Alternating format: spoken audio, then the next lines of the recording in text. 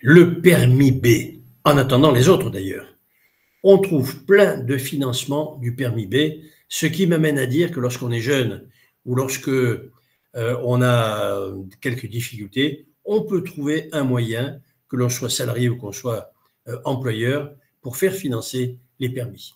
Alors, il y a plein de dispositifs. Il y a 11 moyens en plus de papa et maman. Ces moyens pourront bientôt s'appliquer à tous les permis de conduire et constituer une économie substantielle. Voyons-les directement l'un après l'autre.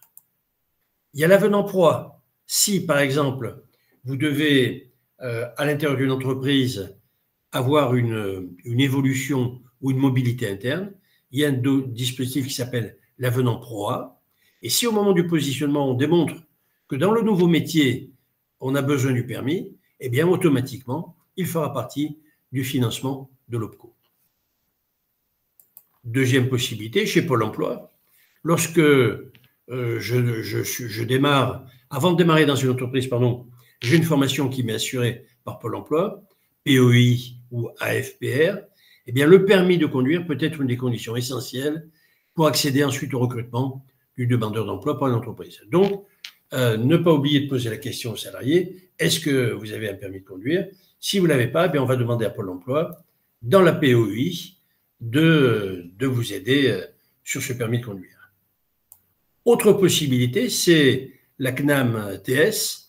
Pour les gens qui ont un compte pénibilité, il y a 20 points accumulés sur ce compte qui rapporte 10 000 euros de CPF en plus du compte de CPF garanti par la Caisse des dépôts.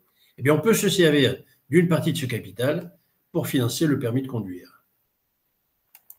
Autre possibilité, c'est l'ATPRO, donc les associations de transition professionnelle, soit pour un projet de transition professionnelle dans lequel on démontre la nécessité du permis de conduire, soit le dispositif démissionnaire, là où on va démissionner pour créer une entreprise, il faut penser, si on n'a pas le permis, à expliquer pourquoi le permis sera utile après cette formation. Il y a la Caisse des dépôts, ça vous le savez, si j'ai un compte CPF, je peux faire financer le permis de conduire B et bientôt les autres. Ils sont éligibles au CPF géré par la Caisse des dépôts et de consignation. Vous avez aussi un cofinancement possible avec l'employeur, vous en avez même deux. Vous avez d'abord l'état des lieux à 6 ans. Vous savez que tous les 6 ans, il faut qu'un salarié ait eu 3 entretiens professionnels, plus une formation non obligatoire. Eh bien, le permis peut être cette formation non obligatoire, et il coûte 1 500 €, alors que le risque, si le salarié n'a pas eu cette formation non obligatoire, et il y a un risque, plus une amende fiscale, un total de 6 000 €. Donc, le patron ferait une bonne affaire en finançant. Puis, il y a le CPF, cofinancé, c'est-à-dire qu'on peut se mettre d'accord avec l'employeur, le salarié apporte une partie de son CPF et l'employeur apporte un abondement qui va faire que l'employeur va pouvoir aider à moindre prix, à moindre coût, son salarié. Puis, il y a les aides aux apprentis dans les régions. Si l'apprenti démontre au DGA chargé d'apprentissage que le permis est une condition de réussite, il sera accompagné financièrement. Autre possibilité, la défiscalisation. C'est-à-dire que si j'ai dû passer le permis pour ma formation ou mon évolution professionnelle et que je n'ai pas trouvé de financement et que je l'ai dépensé moi-même, eh bien, il est déductible de l'assiette des impôts pour son montant réel.